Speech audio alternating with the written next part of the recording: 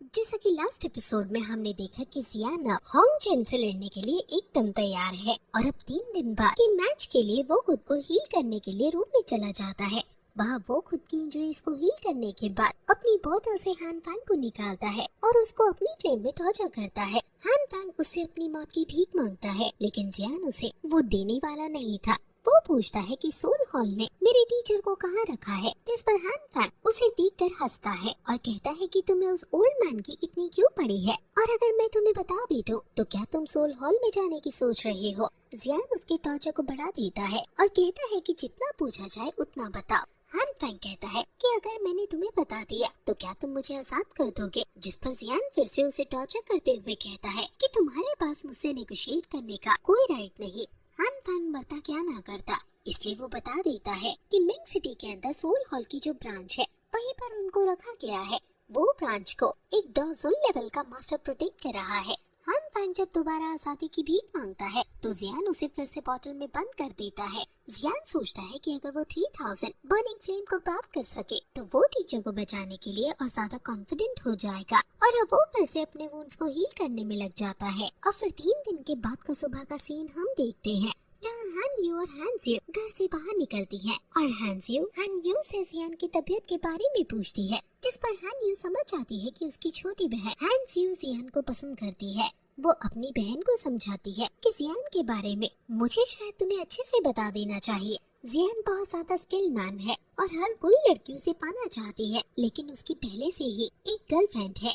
Hence ये बहुत दुखी होते हुए पूछती है कि क्या उसकी गर्लफ्रेंड उसके जितनी ही स्किल्ड है, जिस पर वो कहती है कि वो सिर्फ स्किल्ड नहीं है बल्कि जियान एकेडमी में उसने टॉप 2 पर आने वाले लड़के को सिर्फ एक ही अटैक में मार दिया था। वो जियान से थोड़ी छोटी है, लेकिन उसका टैलेंट किसी मॉन्स्टर से कम नहीं है। और फिर जियान बाहर आता है और हांजी उसकी रिकवरी के बारे में पूछती है, जिस पर वो कहता है कि अब मैं बिल्कुल ठीक हूँ। और फिर जियान चलने को कहता है कि अंकल हान को और एल्डर्स को चलो और वेट नहीं कराते हैं, और ये लोग अब तियानजी माउंटेन्स पर आते हैं। यहाँ होंग फैमिली के और हान फैमिली के सभी लोग प्रेजेंट है।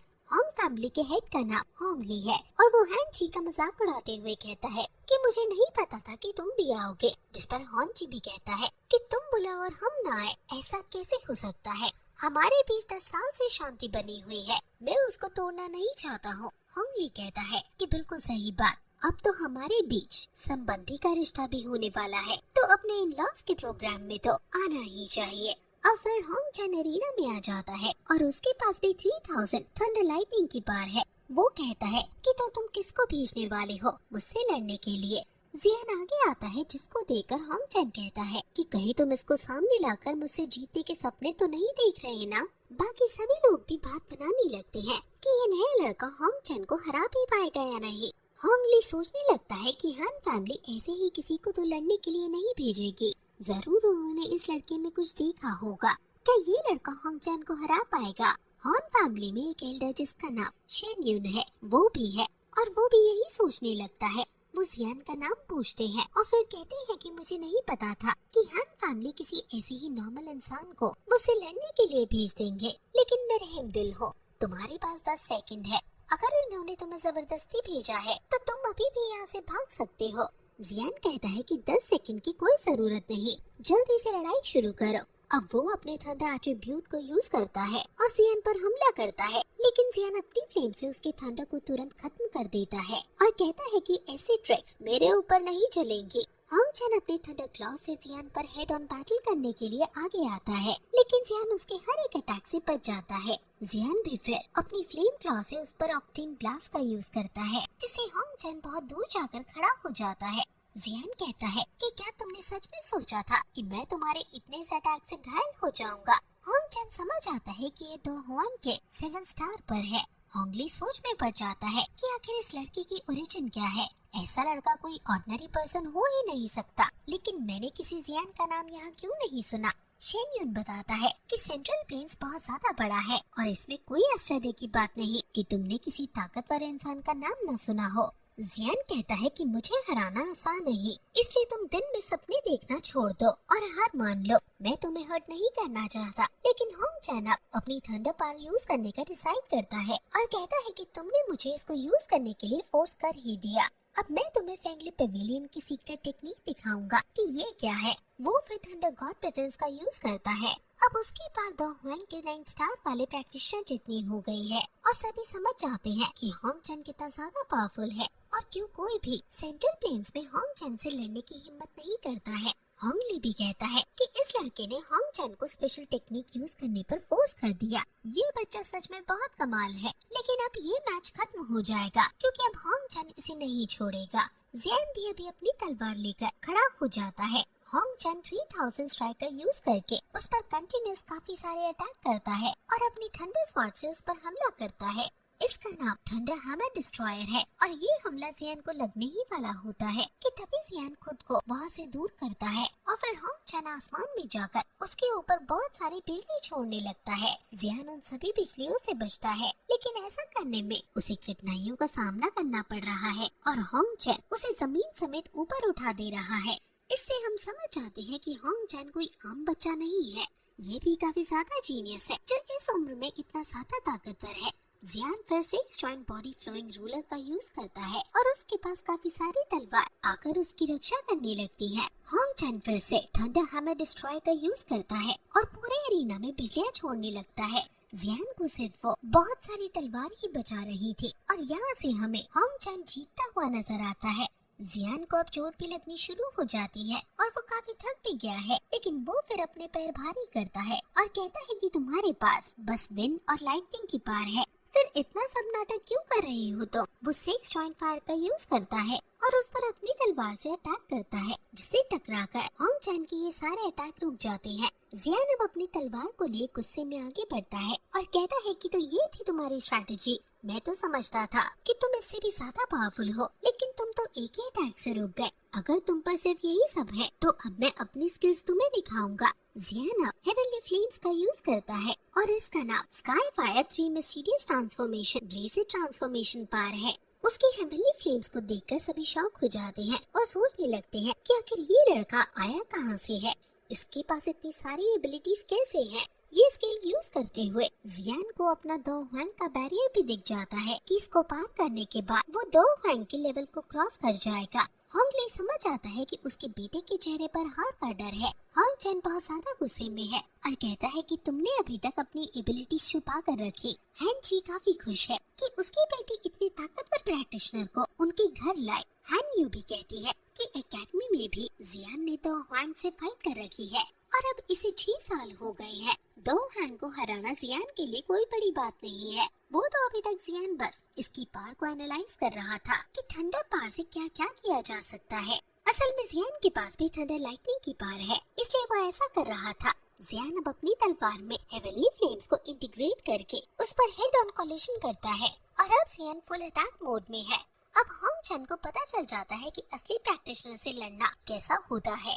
जियान उसको अटैक करने का मौका तक नहीं देता और उस पर अपने कंटिन्यूअस अटैक से उसको घायल पे घायल करता जाता है। वहाँ आसपास जो भी पत्थर आ रहे थे वो सभी जियान के अटैक से टूट जा रहे थे। यानी जियान का एक अटैक अगर किसी को पूरी ताकत से लग जाए तो वो वही की वही मर जाएगा। जियान फिर बुद्धास हैंड का यूज करके उसे धकेलता है, जिससे होंग चैन दूर जाकर खून की उल्टियाँ करके गिर जाता है। जियान कहता है कि उठो और लड़ो, एक अटैक से ही तुम ऐसा कर रहे हो। होंग चैन कहता है कि तुमने मुझे अब इस हद तक फोर्स कर दिया है, ये मेरे लिए बहुत बड़ी इंसल्ट है और इसका बदला अब मैं तुमसे लेकर रहूंगा, चाहे मेरी जान भी क्यों न चली जाए। मैं तुम्हें नहीं छोड़ूंगा। वो अपनी लाइटनिंग एट्रीब्यूट को फुल पोटेंशियल में ले आता है और फिर अपने आसपास बहुत बड़ा लाइटनिंग टॉर्नेडो क्रिएट कर देता है और फिर डिवास्टेशन थंडर हैमर का यूज करते हुए जियान पर बहुत ही ज्यादा घातक अटैक करता है।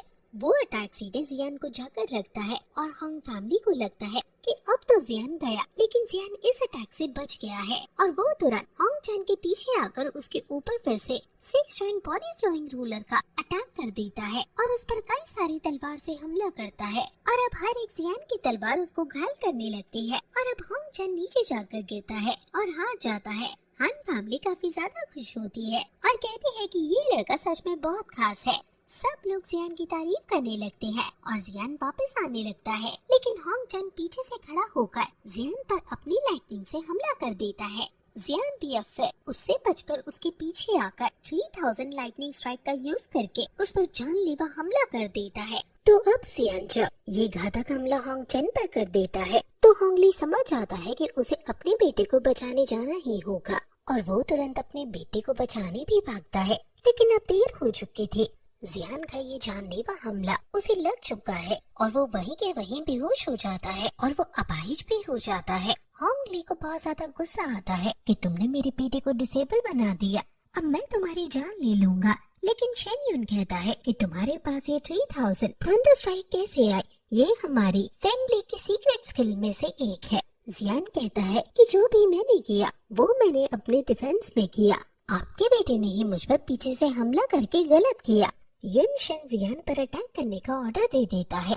होंगली तुरंत जियान के पास जाने लगता है और हैन जी जियान को बचाने के लिए आगे आता है और दोनों के डिसाइपल एक दूसरे के सामने लड़ने को खड़े हो जाते हैं। हैन जी कहता है कि अब तुम रूल्स तोड़ रहे हो, हम ये जीते हैं, जिस पर होंगली उसकी कोई बात नहीं सुनता और कहता है कि मुझे रूल्स की कोई परवाह नहीं, मैं अपने बेटे का बदला जरूर लूंगा। शेन युन जियान से कहता है कि अगर तुम 3000 लाइटनिंग का अपना सोर्स बता दो तो हम तुम्हें छोड़ देंगे, क्योंकि बहुत से चोर हैं जो हमारी स्किल्स को चुरा रहे हैं, कहीं तुम उनमें से एक तो नहीं।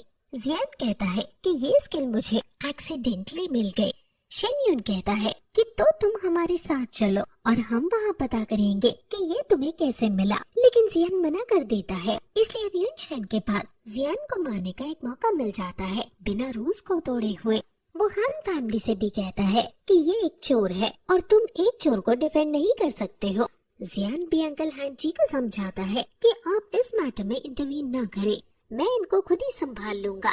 शेन युन 4 स्टार के दोसोंग है और वो कहता है कि अब मैं तुम्हारे एरोगेंस को निकालूंगा। वो तुरंत जियान पर अपनी लाइटनिंग एट्रीब्यूट से हमला कर देता है और जियान भी अब 3000 लाइटनिंग पावर का यूज करके उससे बचने लगता है। वो दोनों ही सेम पावर का यूज कर रहे हैं और पकड़ते पकड़ते शेन युन जियान के आसपास लाइटनिंग वॉल क्रिएट कर देता है, लेकिन जियान के ऊपर इस अटैक का कोई असर नहीं होता और वो आसानी से बाहर निकल जाता है। वो फिर अपनी डमी वॉरियर का यूज करता है। ये उसका दोसोंग लेवल का पपेट है जो उसने जी जूनियर की दी हुई स्किल से प्राप्त किया था। जियान अपने इस दोसोंग लेवल के पपेट को हमला करने को भेज देता है और वो पपेट शेन युन पर जानलेवा हमला करने लगता है और शेन युन अब कमजोर सा पड़ता हुआ नजर आता है। हालांकि बहुत ही जल्दी शेन युन खुद को संभालता है और उससे लड़ने लगता है। उसकी लड़ाई दोसोंग के बीच की लड़ाई है, जिस वजह से उनके अटैक से स्पेस टाइम भी फट जा रहा है। शेन युन के मुंह से अब खून आने लगता है और वो दूर हटकर खड़ा हो जाता है। वो तुरंत होंगली से जियान को मारने को कहता है और अब फिर खुद अपनी फुल ताकत लगाकर दोसोंग पपेट से लड़ने चला जाता है। हान जी जियान को बचाने के लिए आगे आने लगता है, लेकिन शेन युन तुरंत कहता है कि अगर हान फैमिली में किसी ने भी जियान की मदद की तो फेंगली पैविलियन पूरी की पूरी हान फैमिली को खत्म कर देगा। इसलिए हान जी चाहकर भी आगे नहीं बढ़ पाता। जियान अब होंगली से लड़ने लगता है और होंगली भी काफी ज्यादा ताकतवर है क्योंकि वो भी दोसोंग पर है। असल में वो अभी सिर्फ आधे स्टार पर है दोसोंग के, इसलिए जियान समझाता है कि वो उसे हरा सकता है। इसलिए वो अपनी 2 फ्लेम्स को मिक्स करने लगता है। वो जियान को ऐसा करने से रोकने के लिए उस पर हमला करने लगता है और जियान डिफेंस मोड में आकर सिर्फ भाग रहा है ताकि वो अपनी इस 2 फ्लेम्स के मिक्सचर की प्रोसेस को पूरा कर सके।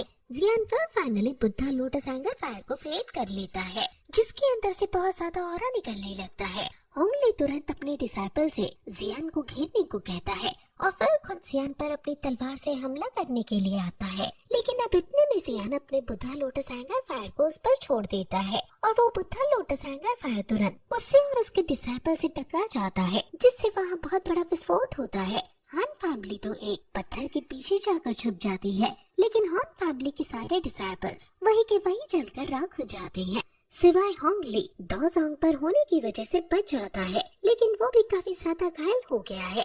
होंगली अपने मरे हुए डिसाइपल्स को देखकर गुस्से में आ जाता है और कहता है कि अब तो तुम्हें हमारे एंसेस्टर्स ही देखेंगे। उन एंसेस्टर का नाम होंग तियानजियाओ है। शेन युन भी उस दोसोंग पपेट से बहुत बुरी तरह हार रहा है, इसलिए वो ही ऐसा कहता है। वो तुरंत एक सील को एक्टिवेट करता है और उस सील से होंग तियानजियाओ आ जाते हैं। वो दोसोंग के 5 स्टार पर है। अब बेशक जियाओ के पास दोसोंग का पपेट है, लेकिन फिर भी वो दोसोंग से नहीं लड़ पाएगा। अब सबसे पहले जियान तुरंत अपनी तलवार से जोर से होंगली के सर पर मारता है, जिससे होंगली की 90% जान वही निकल जाती है और फिर कहता है कि कब तक आएंगे वो, उन्हें भी देख लेते हैं चलो।